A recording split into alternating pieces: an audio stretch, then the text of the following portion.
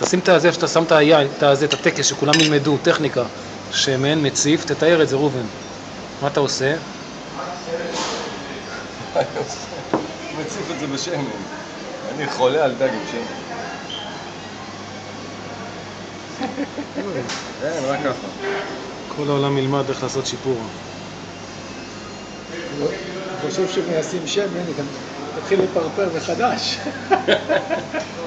תראי לימוד. חבר'ה, אבל אתם חייבים כל אחד לקחת חתיכה, זה לא ילך. לא ילך, אין. סיסטה בדרום אמריקה, יש פה כמה שעות לצהריים וזה. מירם, אתה בטוח שאתה תספיק להיות בים? בטח, אין בעיה. 12 ורבע, 12... 12 ורבע, 12 וחצי אני בים. מה אתה חושב, מתחת לאיזה פרגולה גרוטי לא נשען איזה שנה גם כן?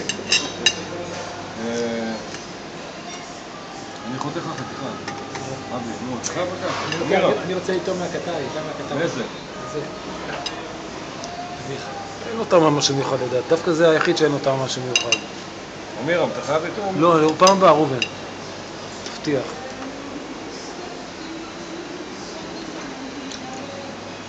אתה יודע מה זה לאכול שני צ'יפורות? ראובן, לא היית פה 5 שנים. 5 שנים לא היית בקפריסין. 5 שנים לא, 5 חודשים. יש מישהו מגיע 2 צ'יפורות זה לך.